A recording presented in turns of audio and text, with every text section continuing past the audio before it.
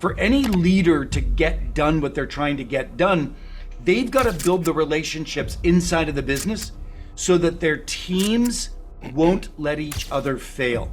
I have spent 20 years researching high-performing teams, and the best leaders of teams are the ones that get their teams to commit to collaborating more effectively, commit to giving each other feedback, commit to lifting each other's energy up.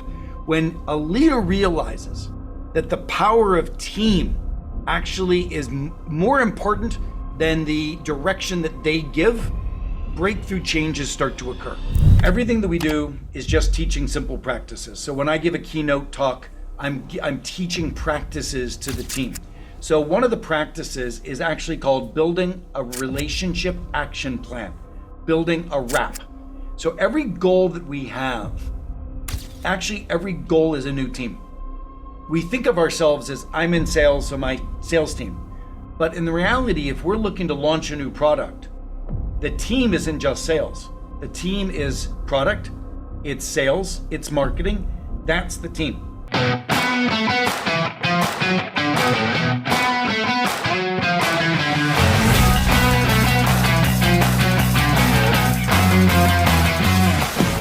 Amigos, bienvenidos a su podcast 18 Minutos. Soy Francisco Rodríguez Aguirre, presidente de Smart Speakers, el principal buró de conferencistas de Latinoamérica, y tengo un gran invitado que me voy a permitir presentarles.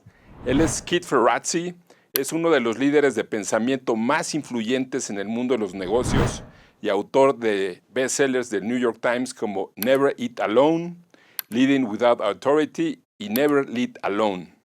Como presidente de Greenlight Institute, impulsa a líderes y equipos a construir culturas de alto desempeño, reconocido como la máxima autoridad en networking y relaciones auténticas dentro y fuera de las organizaciones. Él también es colaborador frecuente en Harvard Business Review y en el Wall Street Journal. Keith, it's great to see you. Pancho, it's great to be here. Thanks so much for your time and interviewing me. I was just in Mexico City just a couple of weeks ago, and had I known you lived there, heck, I would have reached out. We could have had some amazing food in Mexico City. Next time, don't forget to tell me, and we should try that really great Mexican cuisine, which is, I love it. It's amazing. I come down about once a month to Mexico City, so I look forward to meeting you then. Great, great. Keith, why are so important the relationship inside and outside the companies? Yeah. Well, look, first of all, it depends upon the audience that we're talking to, right? Mm-hmm. If you're talking to sales reps, you clearly know that the relationships, that's your lifeblood. I mean, sales reps, to be able to build the kind of connectedness and actually to partner with their clients, with their prospects in new and opening ways. You know, people don't give sales reps a lot of time. And if you can build the relationship, then you can allow your story to be told, right? Because you can build the relationship so that the conversation isn't over a desk in an office, but instead it's out to lunch and it's in the community and you actually get a chance to share a glass of wine, etc. Now, the same thing is true inside of the company. For any leader to get done what they're trying to get done, they've got to build the relationships inside of the business so that their teams won't let each other fail. I have spent 20 years researching high-performing teams, and the best leaders of teams are the ones that get their teams to commit to collaborating more effectively, commit to giving each other feedback, commit to lifting each other's energy up. When a leader realizes that the power of team actually is more important than the direction that they give, breakthrough changes start to occur. Great, Keith. And how can you build authentic relationships? You know, authentic relationships, a lot of people think that it has to be just organic and natural and accidental. But the reality is, by getting purposeful, we can accelerate our business outcomes significantly. Now, I mean purposeful, but I don't mean fake. You can be purposeful and authentic. So the first question we need to ask ourselves as business professionals is, who are the most important people I need to achieve my business outcomes? So if I'm a technology person inside of a company, then I've got to make sure I build the relationships with my business partners inside of the company, and they see me as a true trusted advisor. They see me as an advocate. They see me as a strategic partner. And the way one goes about that is you've got to earn permission to create with people. So the first thing I like to do when building relationships with people that are productive is to think, how can I be of service to those individuals? How can I advance their agendas? Whether that's a client or a person that you're serving inside of the company, or whether it's a boss for that matter. How do I serve their strategic agendas? If they can see me working my butt off to serve their agendas, then they start to invite me in to create with them.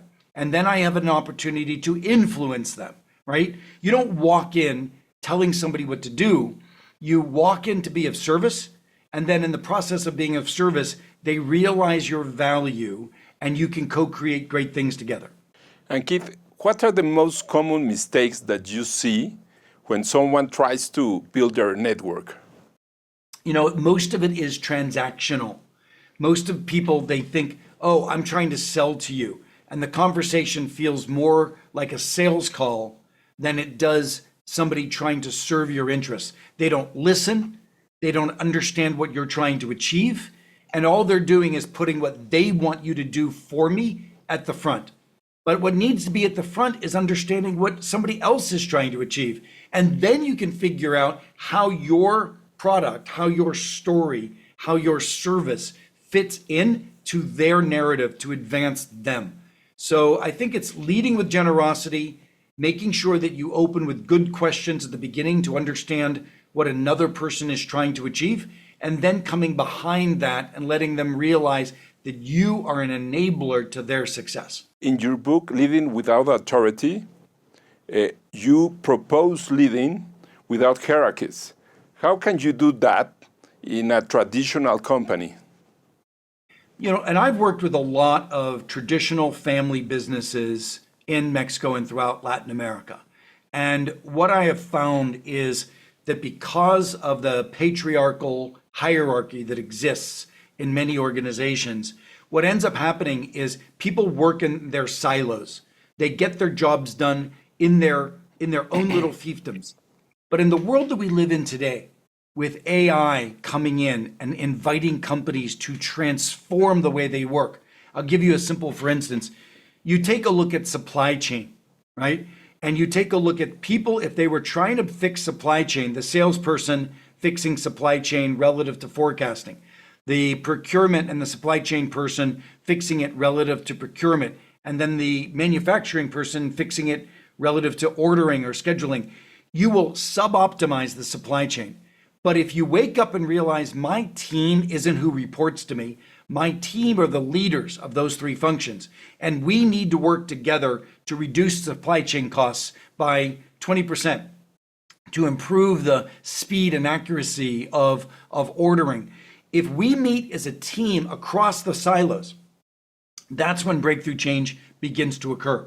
So what I suggest to people is, it's important, instead of just saying, I need to control all of this in order to change it, instead I need to partner. One of the greatest changes organizations need to make is to start to learn how to partner with each other inside the company and outside of the company. Even outside. Today, some of the young technology companies that are being created today that are going to allow you very big changes, cost reductions, revenue growth, these aren't people that will come and work for you, but they are people you're going to have to learn to partner with. So one of the big changes we need to begin to make in leading without authority is realizing that in order to make big change happen, transformational change happen, real change happen, we need to partner, not just direct. Great. And you have a book that it's called Never Lead Alone. What is it about? Yeah. Never Lead Alone comes from 20 years of research of what does it look like to be a high-performing team. So I sat in the room with Jeff Bezos' team from Amazon, studying their team, and they've been very successful. I sat in the room with Jamie Dimon from JP Morgan and his great success in banking and studying that team. And what I talked to these organizations about is, what were the best practices for teams that achieve extraordinary success. And I extracted that and I found that there were some very critical shifts that have to happen for a high-performing team. One shift, chapter 3, is the shift from conflict avoidance to candor and courageous dialogue. So it's shifting from not saying what you're thinking to having transparency and saying what you're thinking. But then what I did is I identified very simple practices that a leader could use to open up more transparency. One thing is shifting from a traditional report out where somebody shows up, gives a 20-page presentation, people check out, they're not listening, and maybe the boss talks, and then we go on to the next presentation. That is a waste of time. I introduced something called a stress test. It's a practice. And the person represents, here's what I've achieved, here's where I'm struggling, and here's where I'm going. But then we ask the team to turn to the person sitting next to them and write down, what is this person missing? What is an idea that could help this person? Where could we help this person? And so that ability to assign the kind of culture you want to have is game changing. If you tell a group of 12 people, tell me what you're thinking, you'll hear crickets, nothing, right? If you tell them, go into groups of 2 and talk about what's not being said in the room, and then come back and share, people will share. So I'm trying to give leaders simple practices to make high-performing teams happen. So I believe we need to focus as much on teamship, not just top-down leadership. Thank you. You talk as well about teamship. What sets an ordinary team with an extraordinary team? What's the difference? Yeah, I love that question. So look, a good team, the leader gives feedback. An extraordinary team, the leader makes the team give each other feedback.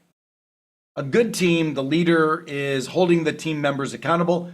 An extraordinary team, the team members hold each other accountable.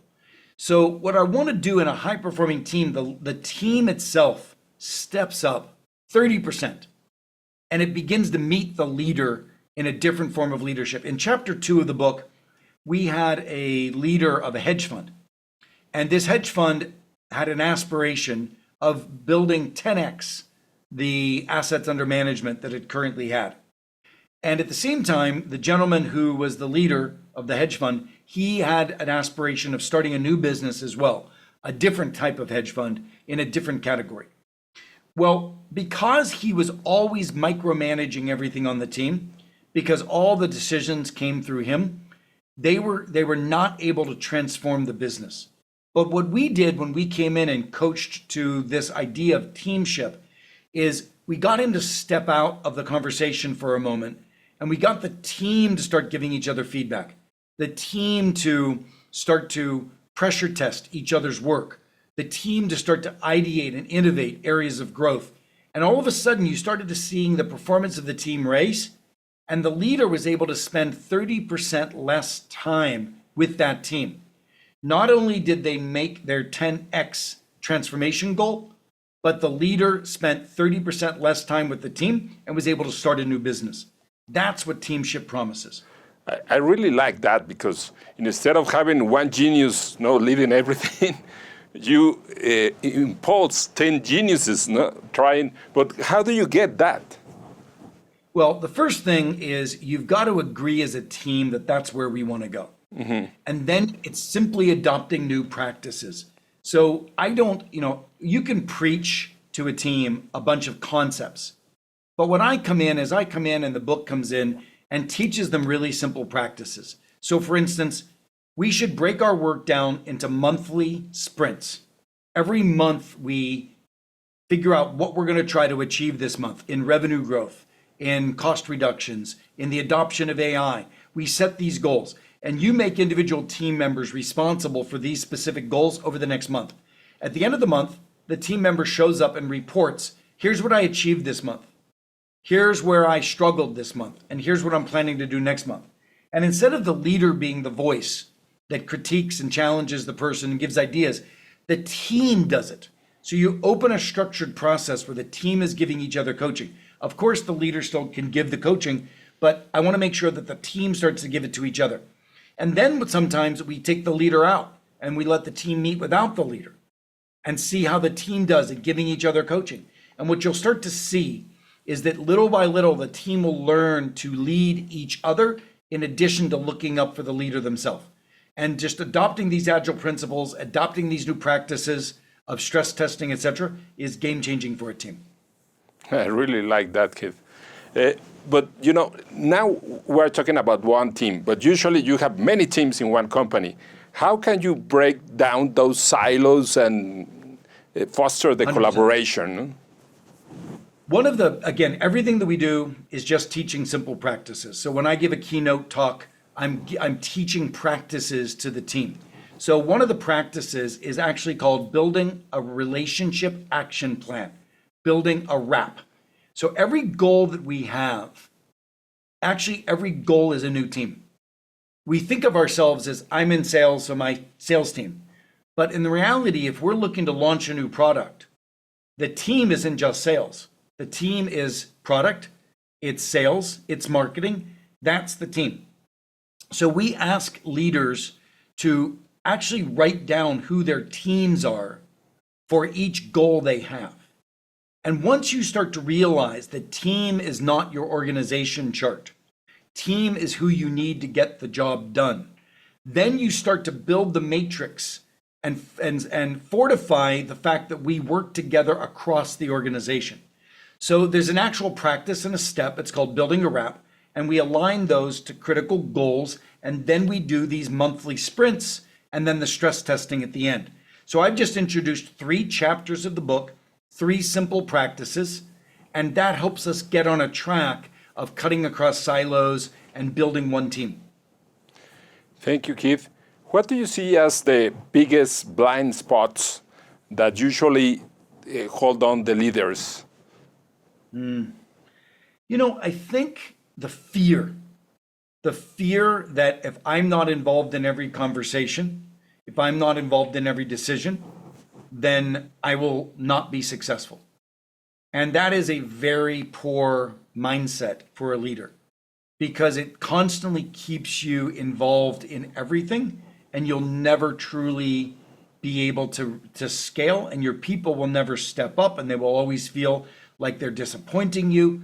So you really need to have a short period of time, like 1 quarter, where you let the team experiment, you let the team take risks, and you let the team learn what it's like to win, not by looking up, but by looking to each other. And that's what we do. That's what I do as a coach. That's what I do when I come in and give keynote speeches, is to help teams realize that they are sitting among a group of people that can advance the agenda, and we give them the practice doing it. Even in my speeches, if I'm given an hour of time, I want to spend at least 20 minutes of that in workshop where the people in the audience are thinking about who is my team? What are my critical initiatives? How do I stress test this idea?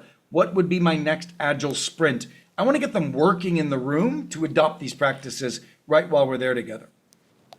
Can you share us a story of a real life executive who really transformed their team, and how did he do it or she do it? Yeah. Well, she's a good example. I think what Mary Barra and Mark Royce at General Motors did. Mm-hmm. Remember, the same team that took General Motors into bankruptcy was the same team that brought it out of bankruptcy. Mm-hmm. And it was very powerful because in the very beginning of adopting these new teamship principles, what General Motors did was realize that the head of Cadillac and the head of Chevrolet, they used to be very independent. But then they had to realize what would happen if we took 20% of our brain and made each other successful. What could Cadillac learn from Chevrolet? What could Chevrolet learn from Cadillac? What could marketing help teach manufacturing in terms of thinking more innovatively? What could manufacturing help product creation think differently about reducing the cycle time of adopting new changes? So that organization did a beautiful job of coming out of bankruptcy and paying off the TARP money early. Another one is a company called Elf Beauty. It's an amazing company that competes in the cosmetics industry in the United States, and they are stealing market share from the large global companies like L'Oreal, Estee Lauder, and others, Coty, etc. And it's very powerful to watch them because they have a one-team mindset. They're agile, they're nimble, they're bold, they're innovative. And the leader, who used to be at big companies like Clorox and Procter & Gamble, has adopted this entrepreneurial teamship mindset. And I'll tell you, when you go in there, it's inspiring. People are committed to make sure they don't let each other fail.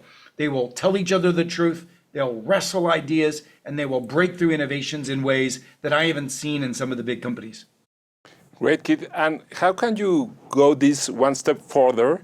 And, some teams can avoid some other teams fail. How can you put that in practice and build it into a strong culture? Yeah. So again, a lot of this is trying these new practices and seeing them succeed. I generally find that movements of change, they don't happen top down. They happen when individuals try something, they like it, and they want to teach others. If back in my day, I grew up in manufacturing, and there was something called Six Sigma, TQM. And I was a black belt of Six Sigma. It was constantly teaching my frontline peers in manufacturing how to improve their day-to-day operations. And what made this successful is that peers coached peers. It didn't come top down. We've taken these same principles of teamship and realized that every team needs to make a commitment to not let each other fail. And it's wonderful because when you used to think that all of the burden was on your shoulders, you're now sharing it with a group of people that want to lift you up. And that's one of the things that I find that I can do in my keynote is to create hope and possibility that if we adopt some of these new practices, we can start to reinvent the joy and the success of working again. And then with that, they do these practices and then they want to carry them on because they're successful. These practices have been proven time and time again to transform companies. And I'm very proud of the fact that we can bring those, and we are bringing those all throughout Latin America to companies even today. That's why I'm down in Mexico City every single month. And again, I can't wait to take you out for a fantastic dinner sometime when I'm down. Thank you very much, Keith. I'm going to love it when we do it, when you come here. Just one last question, because, our podcast is called 18 Minutes, and we have been for 23 minutes, no? But it's really worth it. You are known as the greatest mind in networking. And for salespeople, that's something really, really important. What would be your best advice that you could give to the salespeople that are out there? I think my new book, Never Lead Alone, is equally as powerful for the sales rep. And what I would teach your sales reps is you can't achieve success without a team. And even if you're an independent sales rep, think of your fellow sales reps as your team. I would check in with my fellow sales reps once a month and start. Here's a new practice. I call it a 5-5-5. Get together with 3 other sales reps. So there's 4 of you. Spend an hour, 15 minutes on you. You show up, you spend 5 minutes talking about one client that you're struggling with. Give them 5 minutes where they pepper you with questions and ask you questions about that. And then have them give you advice for 5 minutes. And then that's 15 minutes on me. Now there's a spotlight on 15 minutes on your next person. He shares or she shares 5 minutes where they're struggling. They get 5 minutes of advice and 5 minutes of questions. The ability to unleash the coaching of your peers is going to make you a better sales rep. Now, over time, you've got to realize your real team isn't just your fellow sales reps, but it's also your prospects and clients. I get my best advice from building deep relationships with my clients and prospects, and then they teach me how to sell better to people like them. So it really is about how to not to do it together, but to do it in the form of a team and unleash teaming for growth. Great, Keith. We've got to the 18 minutes, to the 24 minutes. Thank you for all this knowledge. I really like it. And let's meet when you come here to Mexico. I'm looking forward to it. I'll see you then soon, maybe next month. Thank you very much. Cheers. See you. Amigos de 18 Minutos, muchas gracias por acompañarnos. Si les gusta, por favor, compártanlo e inscríbanse. Les mando un abrazo, que estén bien. Hasta luego.